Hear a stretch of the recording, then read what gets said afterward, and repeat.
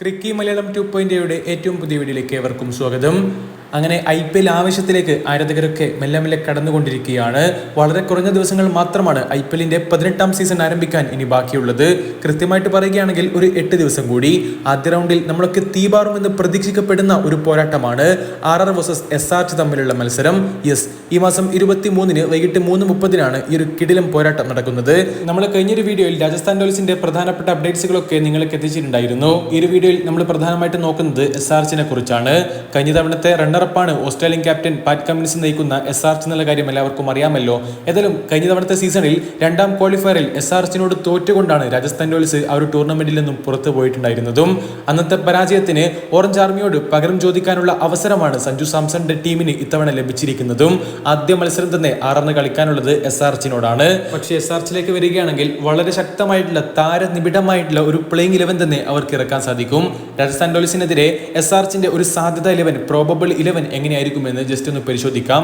തീർച്ചയായിട്ടും ടൂർണമെന്റിലെ ഏറ്റവും ഡേഞ്ചറസ് ഓപ്പണിംഗ് ജോഡികളിൽ ഒന്ന് സൺറൈസേഴ്സ് ഹൈദരാബാദിന്റേതാണെന്ന് നിസ്സംശയം നമുക്ക് പറയാൻ കഴിയും. കാരണം എതിർ ടീം ബൗളിംഗ് നിരയെ തനിച്ച് കശാപ്പ് ചെയ്യാൻ ശേഷിയുള്ള 2 പേരാണ് അവരുടെ മുൻനിരയിലുള്ളത്. ഒരാൾ ഓസ്ട്രേലിയൻ സൂപ്പർ താരം ട്രാവിസ് ഹെഡ് ആണെങ്കിൽ മറ്റൊരാൾ ഇന്ത്യൻ സെൻസേഷൻ അഭിഷേക് ശർമ്മയാണ്. ഈ ഒരു കൂട്ടുകെട്ട് എത്രയും പെട്ടെന്ന് പൊളിക്കുക എന്നുള്ളതാണ് മറ്റുള്ള ടീമുകൾക്ക് ചെയ്യാനുള്ളതും. കഴിഞ്ഞ സീസണിലെ ചില മത്സരങ്ങളിലൊക്കെ തന്നെ ഈ ഒരു ജോഡി സ്ഫോടനാത്മക തുടക്കങ്ങൾ SRHന് വേണ്ടി നൽകുന്ന കാഴ്ചയും നമ്മൾ കണ്ടു കഴിഞ്ഞതാണല്ലോ. നമ്പർ 3-ൽ SRHന് വേണ്ടി ബാറ്റ് ചെയ്യാൻ പോകുന്നതും ചില്ലറക്കാരനൊന്നുമല്ല. ഇഷാൻ കിഷനെ നമ്പർ 3-ൽ ഇറക്കാനുള്ള സാധ്യതകൾ തന്നെയാണ് ഞാൻ കാണുന്നത്.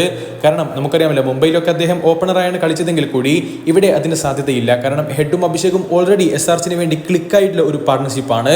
ഈ ഒരു കോമ്പിനേഷനെ ടീം മാനേജ്മെന്റ് മാറ്റില്ല എന്ന് തന്നെയാണ് കരുതുന്നതും. മിഡിൽ ഓർഡറിലേക്ക് വരികയാണെങ്കിൽ 4-ാം നമ്പറിൽ നിതീഷ് കുമാർ റെഡ്ഡിയാണ് കളിക്കാൻ പോകുന്നത്.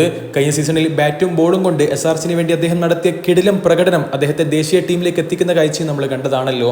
ഏതായാലും നിതീഷിന് ശേഷം 5-ാമനായി കൊണ്ട് ബാറ്റിംഗ് ചെയ്യുക അതെ സൗത്ത് ആഫ്രിക്കയുടെ വെടിക്കെട്ട് ബാറ്ററും വിക്കറ്റ് കീപ്പറുമായിട്ടുള്ള Heinrich Klaasen. What a batting lineup എന്ന് നിസ്സംശയം പറയാൻ കഴിയും. അദ്ദേഹത്തിന് പിന്നാലെ 6-ാമനായി കൊണ്ട് ബാറ്റ് ചെയ്യുക അൺക്യാപ്ഡ് ഇന്ത്യൻ താരം കൂടിയായിട്ടുള്ള അഭിനവ് മനോഹർ ആയിരിക്കുമെന്നാണ് പല റിപ്പോർട്ടുകളും സൂചിപ്പിക്കുന്നത്. 7-ാം നമ്പറിൽ SRHന് വേണ്ടി സൗത്ത് ആഫ്രിക്കൻ ഓൾറൗണ്ടർ കൂടിയായിട്ടുള്ള വിയാൻ മുൾഡർ കളിക്കുമെന്ന് പല റിപ്പോർട്ടുകളും പല നിരീക്ഷകരും റിപ്പോർട്ട് ചെയ്തതായിട്ട് കാണുന്നുണ്ട്. ബാറ്റിംഗിൽ മികച്ച സംഭാവനകൾ നൽകുന്നതിനോടൊപ്പം തന്നെ വിക്കറ്റുകൾ എടുക്കാനുള്ള അദ്ദേഹത്തിന്റെ ശേഷിയും എടുത്തു പറയേണ്ടതാണ്. 8-ാമനെ കളിച്ചേക്കുക ഇന്ത്യൻ സ്വീം ഓൾറൗണ്ടർ ആയിട്ടുള്ള ഹർഷൽ പട്ടേൽ ആയിരിക്കും. മെഗാലയത്തിൽ ടീമിലേക്ക് എത്തിയ അദ്ദേഹം ഇവിടെ മികച്ച പ്രകടനം പുറത്തെടുക്കുമെന്നുള്ള പ്രതീക്ഷയിലും ആത്മവിശ്വാസത്തിലുമാണ് SRHും ഉള്ളത്. പിന്നീട് ഹർഷൽ പട്ടേൽ, രാഹുൽ ചാഹർ, ക്യാപ്റ്റനായിട്ടുള്ള പാറ്റ് കമ്മിൻസ്, അതുപോലെ തന്നെ മുഹമ്മദ് ഷമി. ഒരു മികച്ച പ്ലേയിങ് 11 കൊണ്ട് തന്നെ രാജസ്ഥാൻ റോയൽസിനെതിരെയും മറ്റു മത്സരങ്ങളിലും SRH ഇറങ്ങുമെന്നുള്ള കാര്യത്തിൽ തർക്കമേ വേണ്ട.